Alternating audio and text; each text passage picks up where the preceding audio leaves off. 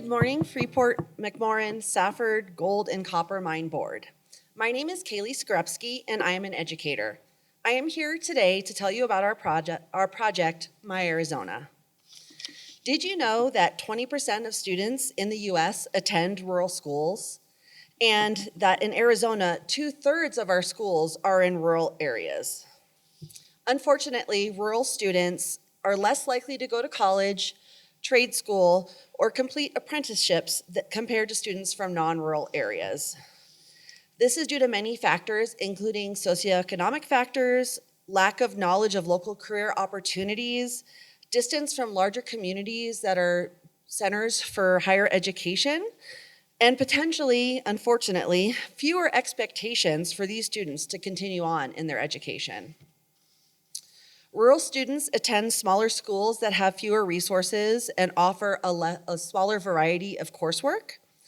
These schools may be isolated and limiting exposure to career opportunities, as well as perceived fewer local career options. Rural students often don't know about as many career potentials for their future compared to their urban counterparts. But we believe that rural communities can work with local industries to provide education, starting as young as kindergarten, and regarding their local rural economy and those career opportunities.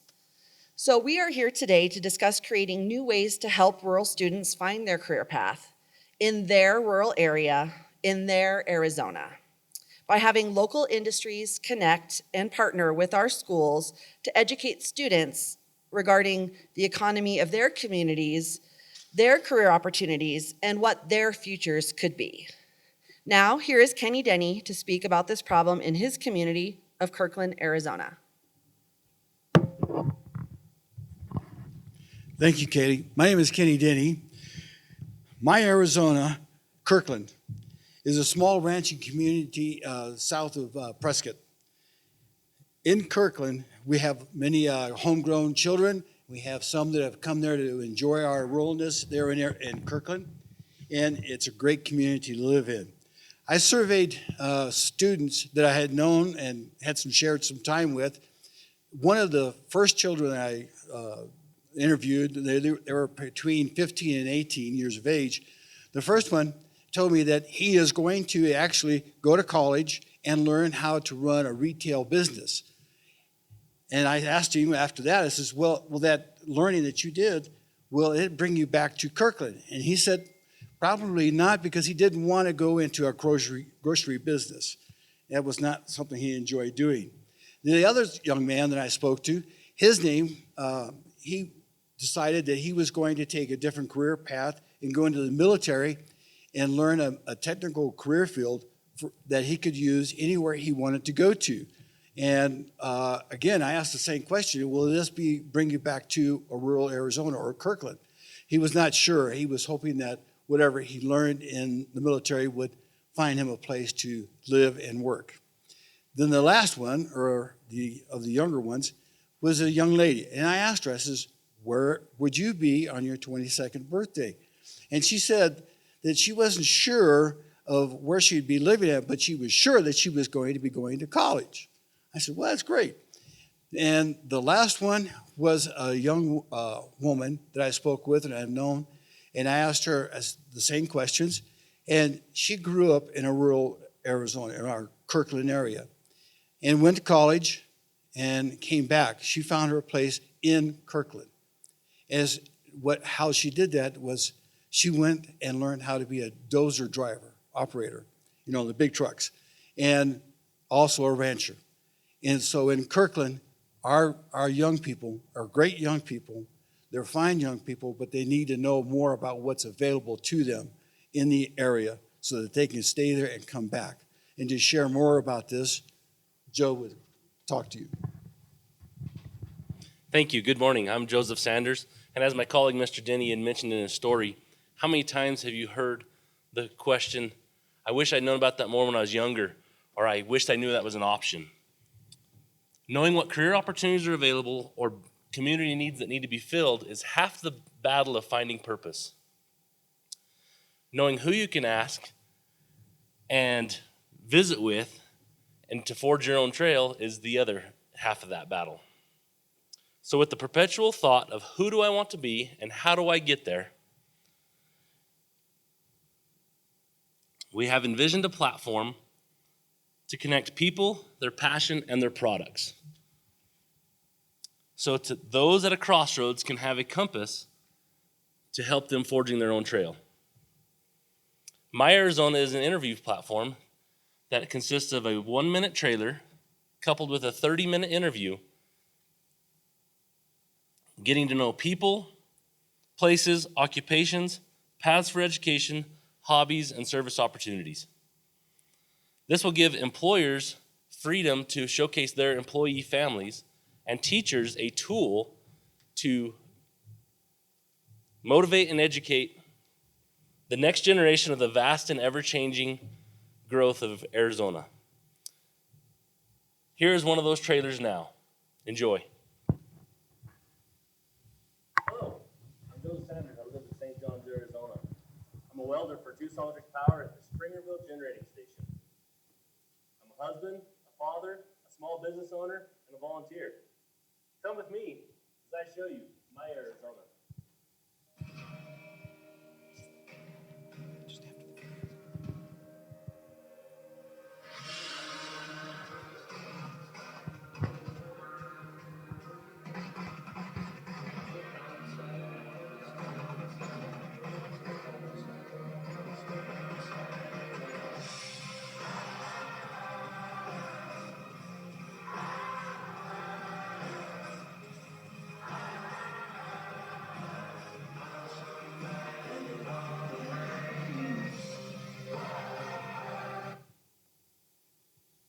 Thank you, Joe. Good morning. My name is Lisa Fletcher.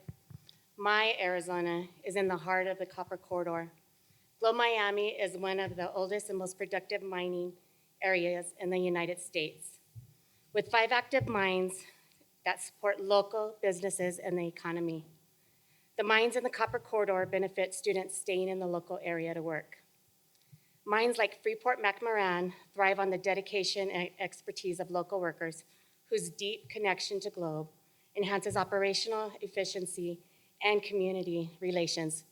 By staying, local students help preserve our rich heritage, promote economic stability, and ensure a successful future.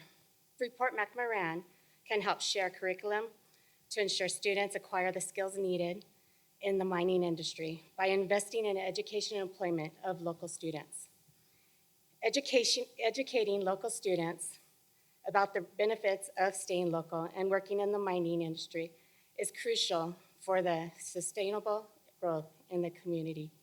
Together we can continue to build a robust and resilient community where the benefits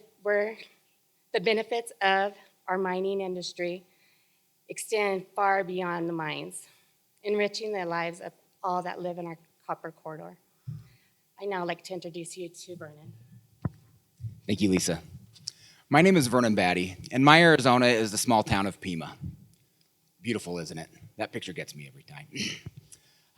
In Pima, like Kirkland, it's a very small town and very rural, which we love. But like Kirkland, it's full of kids who often feel disconnected from the greater world. They often don't know of the opportunities they have that are within their grasp, and they often don't even understand their own vast potential. How do I know this? Well, I work with a lot of these kids, but also I was one of these kids. I grew up in Pima. I went to Pima schools, and I didn't really understand the opportunities available to me until I grew up and left. It honestly wasn't something I thought about much as a kid, and there weren't a lot of programs designed to help educate me on exactly what those opportunities were. Fortunately, like Globe, we have a world-class mine right in our backyard, a mine brimming with opportunities and full of miners who are passionate about what they do. The U of A School of Mining and Mineral Resources have identified well over 100 diverse and distinct career paths in the mining industry. And as you well know, all of those careers are available right there at the Freeport-McMoRan Safford Gold and Copper Mine. Those careers are available to these youth yet right in their backyard, yet often they're not aware. They don't know what careers there are. Anywhere from HR to social media, engineers, haul truck drivers, HVAC, on and on and on. Couldn't begin to list them all. So I was able to sit down and interview a representative with the Arizona Mining Association. And she let me know that miners love talking about what they do. They love reaching out to the community, helping them understand what goes on at the mine, talking about how they got there and what their career path was. They especially love talking to kids that might be interested in what they do and helping them understand how to gain a career like them. The problem is they often don't feel empowered to do so. They don't know how to reach out and how to make that connection. The My Arizona program can facilitate these experts in their field with getting into the schools, getting directly to these students to help them understand what the opportunities are and how to start in a career that they might choose. Also, it can facilitate these kids watching these videos, looking at all these different people who want to share with them their life. And they can say, oh, wow, that looks cool. I want to do that. I want that career. I want that life. And they can connect directly with that person in that video, and that person can help them understand what I went through, what they went through to get there, and be able to stay local. Now, the benefits to the mine in this program are obvious. You currently have over 150 unfilled positions at the mine. And to help build a homegrown, local potential workforce that could stay there and are ingrained in the community and loyal to the company would benefit you immensely. It would help you save money on not having to bring people from out of state or even out of country to fill these positions. So all these aspects make Pima really the perfect test area for this program. But really it can go anywhere in rural Arizona. And to help us understand how this can be funded, I turn the time over to Amelia. Thank you, Vernon. My Arizona is Yuma, Arizona, and what we spoke about is now what is it going to cost? Here's our budget.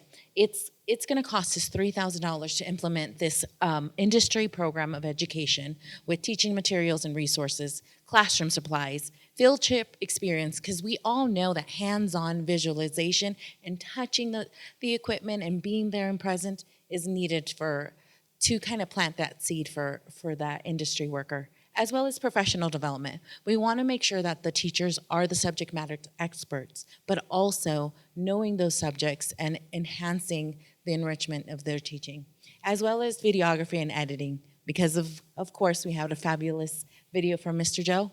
That was one of those pieces that we want to enhance. So why the key reason of funding? We created a cycle program of a roadmap of why investing in these institution industrial programs is educational enrichment, career awareness, real world applications, and the one that I like to speak of is critical thinking and problem solving. Most of our things is so animated during these times that we need to give them those problem and thinking solving skills, as well as community and economic awareness and support for the underfunded schools. And how are you going to get improving your economic community is by the workforce development, local employment opportunities, economic diversification, community engagement and awareness, attraction of investment, as well as improved infrastructure and long-term economic benefits. So my question to you is, how would you fund your Arizona? Thank you.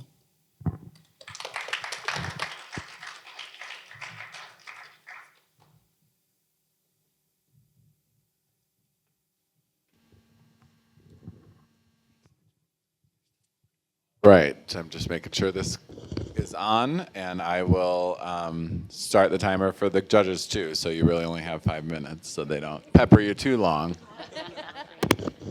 Well, thank you very much for that very informative and important presentation. But my question would be to you is, as you've worked on this together as a team, How do you perceive getting the word out so that it becomes that actual My Arizona concept? We'll be looking for seeking grants as well as industry and partnerships with the local mining throughout Arizona, as well as school-based institutions to kind of give that stakeholder benefactor. Thank you. Yeah. I was also able to interview Sean Winham, who's our local mine representative, as well as Robin at the Globe Mine. And what was her last name? Bradford. Robin Bradford, thank you. And they were super on board. They're the community outreach personnel there at the mine.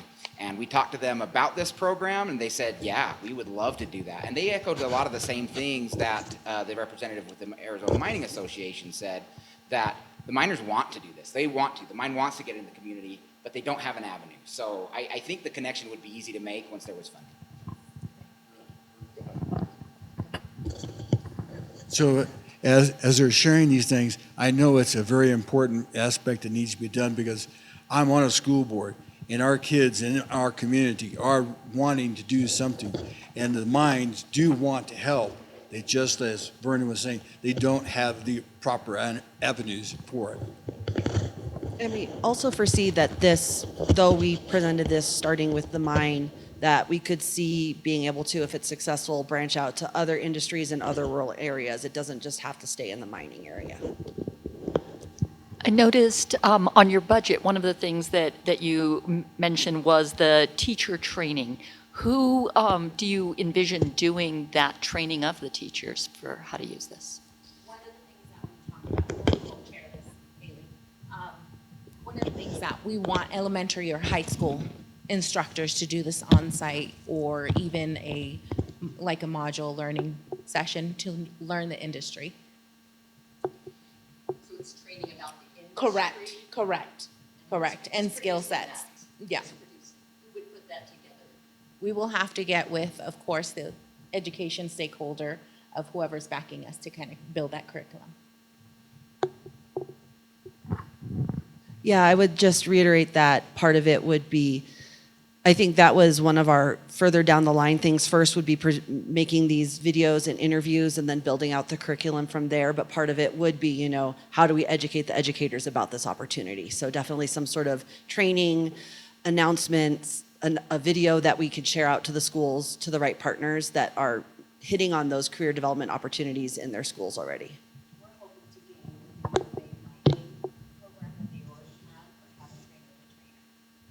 or have a trainer. Great. And how would you measure impact? So if somebody up front right now, we decided to give you the full 3,000, what would you report back to us so we would know the return on investment? So definitely one thing would be some pre and post surveys to, whether it be the students or the educators, probably both, as well as to the mining industry, having that opportunity of knowing like what were their job trends.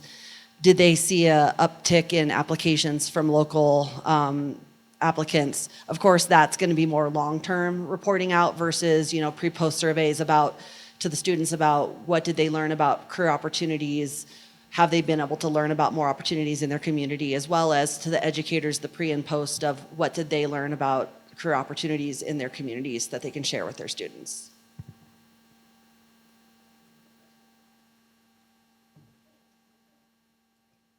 Thank you.